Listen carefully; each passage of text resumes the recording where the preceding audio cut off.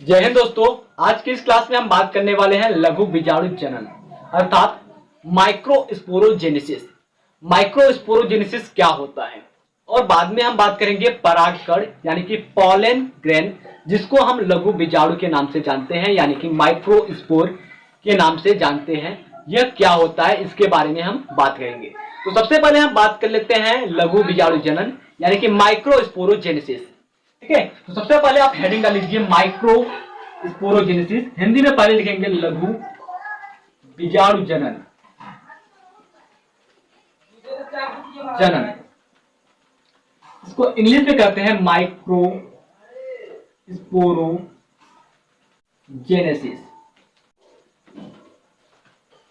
देखिए, सबसे पहले इस वर्ड को समझ लीजिए, माइक्रोस्पोरोजेनेसिस शब्द को समझ लीजिए, तब जाकर के आपको लघु बीजाणु जनन अच्छे से समझ में आ जाएगा, माइक्रोस्पोरोजेनेसिस अच्छे से समझ में आ जाएगा। तो देखिए, माइक्रोस्पोरोजेनेसिस जो होता है वो 3 शब्द से मिलकर के बना हुआ है।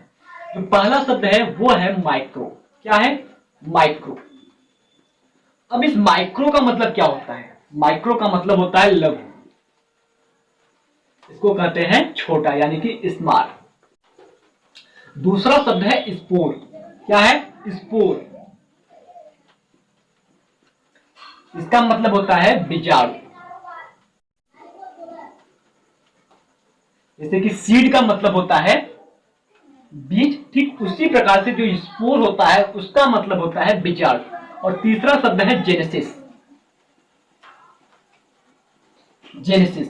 अब इस जेनेसिस का मतलब होता है जनन या फिर निर्माण। ठीक है, क्या कहेंगे? जनन या फिर इसे कम कहते हैं निर्माण। अब इससे समझिए कि लघु बीजाणु जनन क्या होता है। लघु बीजाणु के निर्माण की प्रक्रिया को लघु बीजाणु जनन कहते हैं। क्या कहते हैं? लघु बीजाणु के निर्माण की प्रक्रिया को लघु बीजाणु जनन कहते हैं। ये तो सिंपल सी परिभाषा हो गई। कैसे इस स्पोरोजेनेसिस से हम बता देंगे कि कैसे होता है। अब जान लीजिए कि कैसे हम परीक्षा में लिखेंगे कि हमें एग्जाम में पूरा का पूरा नंबर देगा। ठीक है, तो सबसे पहले लिख लीजिए स्पोरोजेनेसिस।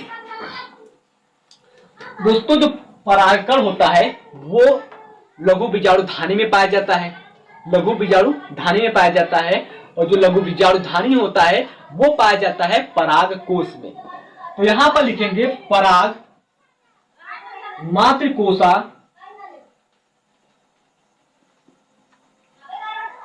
या फिर पराग मातृकोशा या फिर इसे कह सकते हैं मातृकोशिका में अर्धसूत्री विभाजन।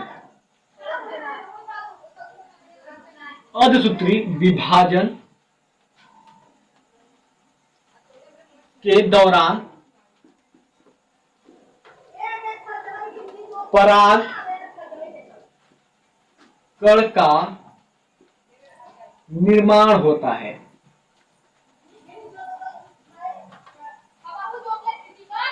परागकण का निर्माण होता है। इस प्रक्रिया को लघु बीजाणु जनन कहते हैं। लघु बीजाणु जनन कहते हैं। ठीक है, स्पष्ट हो गया। पराग मातृकोशा में अर्धसूत्री विभाजन के दौरान पराग कण का निर्माण होता है। इस प्रक्रिया को लघु बीजाणु जनन कहते हैं। ठीक है, देखिए, इस लघु बीजाणु जनन के अंदर एक शब्द आया है परागकण। ठीक है, परागकण, जिसके बारे में हमें पढ़ना है। ये हमने परागकण का चित्र बना दिया है। कैसे कैसे परागकण की प्रक्रिया जो होती है वो जनन में सहायता करती है, कौन सी कोशिका जनन में सहायता करती है और कौन सा वेस्टेज होता है यानी कि कौन सी कोशिका जो होती है वो जनन में भाग नहीं लेती है। तो सबसे पहले हम बात कर लेते हैं परागकण क्या होता है। परागकण को दोस्तों हम लघु बीजाणु के नाम से भी जानते हैं यानी कि स्पोरो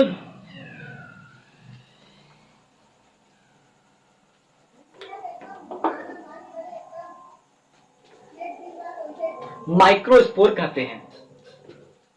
ठीक है, देखिए, सबसे पहले आप हेडिंग डाल लीजिए परागकण। परागकण इसको इंग्लिश में कहते हैं पॉलन ग्रेन।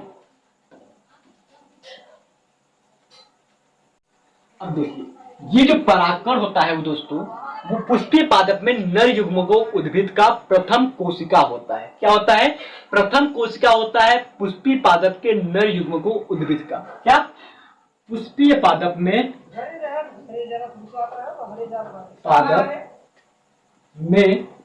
नर युग्मकों उद्भिद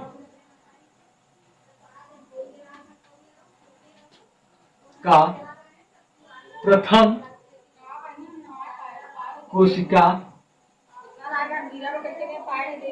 कोशिका होता है। स्पष्ट हो गया? पुष्पीय पादप में नर युग्मकों उद्भिद का प्रथम कोशिका जो होता है वो परागकण यानी कि पॉलन ग्रेन होता है। इसी पॉलन ग्रेन को हम लघु बीजाणु यानी कि माइक्रोस्पोर के नाम से जानते हैं। अब दूसरे पॉइंट की बात कर ले, यानी कि दूसरे बिंदु की बात करें तो इसकी संरचना के बारे में आप देख रहे हैं, ये जो परागकण है आपको चित्र से ही पता चल रहा है कि ये गोलाकार है। ठीक है, परागकण जो होता है वो गोलाकार होता है। तो यहाँ पर चित्र से लिखेंगे परागकण सामान्यतः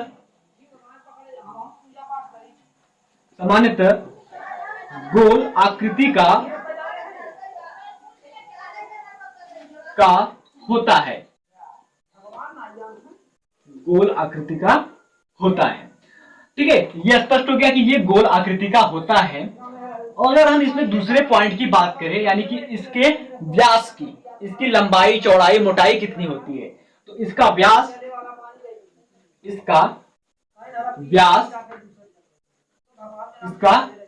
जो होता है वो 25 माइक्रोमीटर से लेकर के 40 माइक्रोमीटर तक होता है। ठीक है, क्लियर हो गया?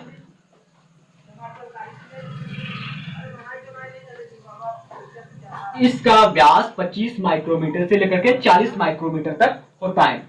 अब दोस्तों बात कर लेते हैं ये किस चीज का बना होता है, यानी कि कैसे बना होता है। तो दोस्तों जो परागकण होता है यानी कि पॉलन ग्रेन होता है वो 2 परतों का बना होता है। ठीक है, क्या? 2 परतों का बना होता है। यह 2 परतों का बना होता है। इसमें नंबर 1 पर हम बात करें तो बाह्य परत,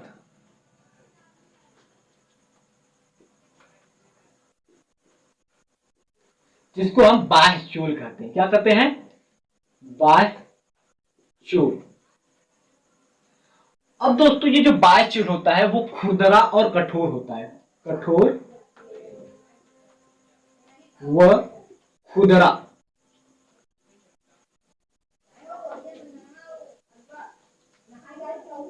स्पष्ट हुआ? ये जो बाह्य चोल होता है यानी कि एक्साइन होता है, सबसे बाहरी वाला परत। यहाँ चित्र में देखिए हमने 2 परत बनाई है।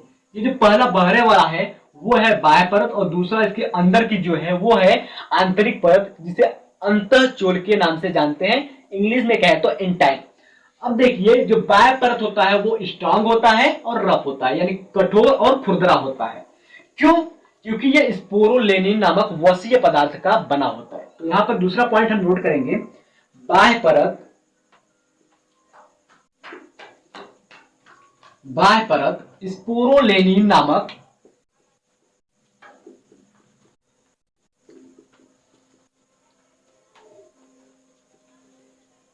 स्पोरोलेनिन नामक वसीय पदार्थ का बना होता है।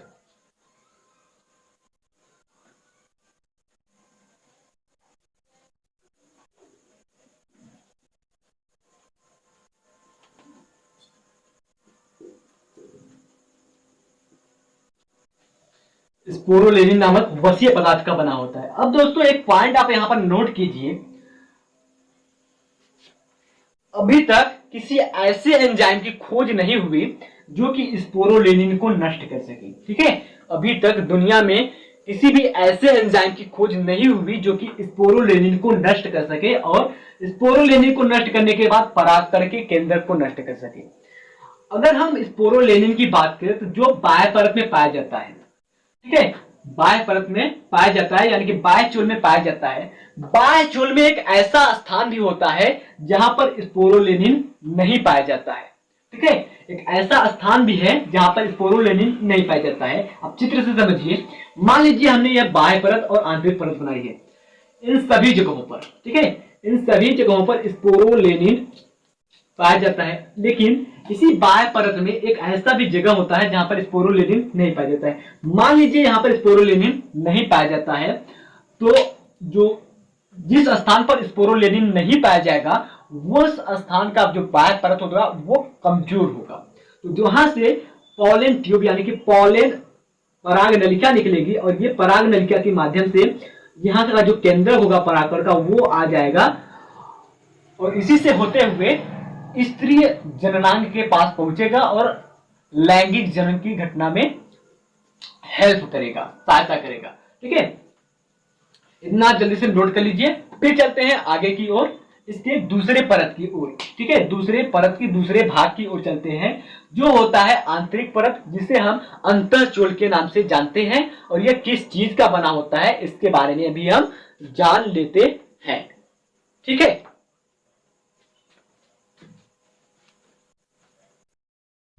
परागकण के आंतरिक परत को जानने से पहले हम एक ऐसे पॉइंट्स के बारे में जानेंगे जो कि बहुत ही ज्यादा महत्वपूर्ण होता है, वो बाह्य परत से संबंधित है। दोस्तों, परागकण के बाह्य परत में, परागकण के बाह्य परत में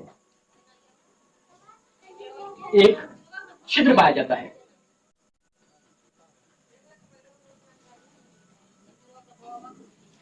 एक छिद्र पाया जाता है जिसे जनन छिद्र कहते हैं। क्या कहते हैं? जनन छिद्र। अब ये जनन छिद्र कहां पाया जाता है तो इसके बारे में बात कर लेते हैं। तथा इस स्थान पर स्पोरोलेनिन स्पोरोलेनिन स्पोरोलेनिन नहीं पाया जाता है। क्लियर हो गया? परागकण के बाह्य परत में एक छिद्र पाया जाता है जिसे जनन छिद्र कहते हैं, तथा इस स्थान पर स्पोरोलेनिन नहीं पाया जाता है, जिससे परागकण का बाह्य परत वहां उस स्थान पर कमजोर होता है। ठीक है, अब बात कर लेते हैं हम इसके आंतरिक परत यानी कि इस भित्ति की। इस आंतरिक परत की बात करें तो जो परागकण का आंतरिक परत होता है वो बहुत ही ज्यादा पतला होता है। ठीक है, तो दूसरा पॉइंट होगा परागकण का आंतरिक परत, जिसे अंतःचोल कहते हैं। क्या कहते हैं? अंतःचोल। आंतरिक चरण परत पतला होता है और यह किसका बना होता है? सेलुलोज और पैक्टिन का। किसका? सेलुलोज व पैक्टिन। सेलुलोज व पैक्टिन का बना होता है।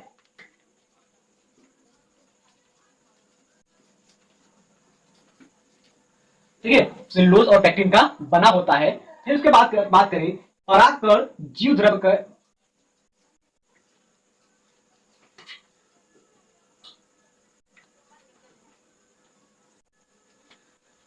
परागकण का जीव द्रव्य, इस भाग की बात करें जो हमने हरे रंग से बिंदी बिंदी करके बूंद बूंद करके दर्शाया है, वो है कोशिका द्रव्य। ठीक है, उसीलिए हम इसको कहते हैं जीव द्रव्य। जो परागकण का जीव द्रव्य होता है वो एक प्लाज्मा भित्ति से घिरा होता है। ठीक है, किससे घिरा होता है? परागकण का जीव द्रव्य एक प्लाज्मा भित्ति से घिरा होता है। ठीक है, परागकण का जीव द्रव्य प्लाज्मा भित्ति से घिरा होता है। अगले पॉइंट की बात करें, जब परागकण परिपक्व हो जाता है, जब परागकण परिपक्व हो जाता है यानी कि मैच्योर हो जाता है, ये जगह नहीं है, ऊपर लिख देते हैं।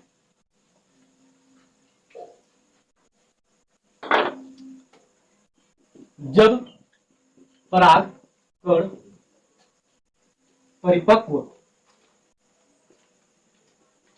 हो जाता है तो वह, इस वाले सेल की बात कर रहे हैं, यहां तो परिपक्व नहीं था, लेकिन इस सेल में जो परागकण है वो परिपक्व हो गया। जब परागकण परिपक्व हो जाता है तो वह दो कोशिकाओं में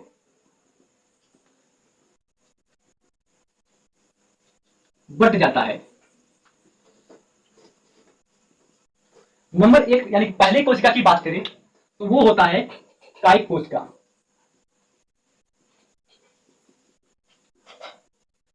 यानी कि वेजिटेटिव सेल। और दूसरे परत की बात करें तो दूसरा होता है जनन कोशिका,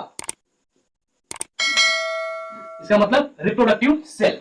दोस्तों जान लेते हैं कायिक कोशिका क्या कार्य करती है और जनन कोशिका क्या कार्य करती है। ठीक है, देखिए कायिक कोशिका जो होता है वो जनन कोशिका से बड़ा होता है। इस चित्र में देखिए ये हमारा ऊपर वाला कायिक कोशिका है, ठीक, ये कायिक कोशिका है और दूसरा नीचे का जनन कोशिका है। तो ये जो कायिक कोशिका है दोस्तों वो जनन कोशिका से, नीचे वाले जनन कोशिका से काफी बड़ा है और इसमें जो केंद्रक पाया जाता है वो भी काफी बड़ा है। ठीक, ये स्पष्ट हुआ। अब इस कायिक कोशिका में दोस्तों जो होता है वो खाद्य भंडार जो होता है प्रचुर मात्रा में भरा होता है, यानी कि जनन कोशिका को देने के लिए इस कायिक कोशिका में बहुत ही ज्यादा मात्रा में खाद्य भंडार यानी कि भोजन भरा होता है। तो इसी पॉइंट्स की हम बात करेंगे कायिक कोशिका में। ठीक है, कायिक कोशिका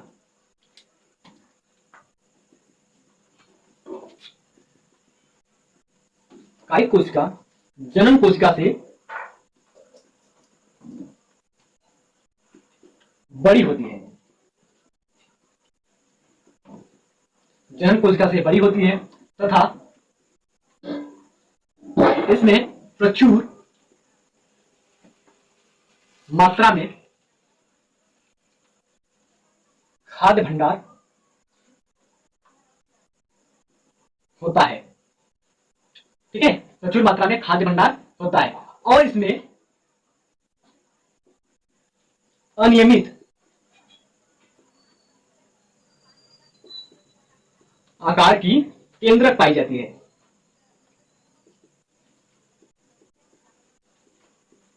स्पष्ट हो गया। जो कायिक कोशिका होती है वो जनन कोशिका से बड़ी होती है तथा इसमें प्रचुर मात्रा में खाद्य भंडार भरा होता है और अनियमित आकार के केंद्रक इसमें पाए जाते हैं, यानी कि कायिक कोशिका में। अब दोस्तों बात कर लेते हैं जनन कोशिका की। जल्दी से आप इसको नोट डाउन कर लीजिए।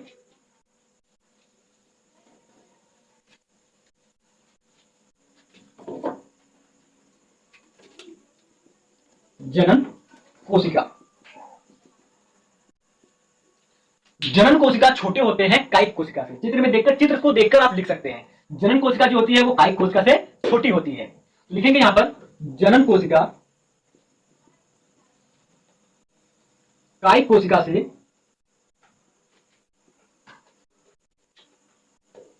छोटी होती है तथा कायिक कोशिका के जीवद्रव्य तैरती है। कायिक कोशिका के जीवद्रव्य में तैरती है। कायिक कोशिका के जीवद्रव्य तैरती है और इसकी अगर आकृति की बात करें तो ये तर्कु के समान होती है और इसमें छोटा केंद्रक पाया जाता है। यह तर्कु के समान छोटे केंद्रक वाला होता है।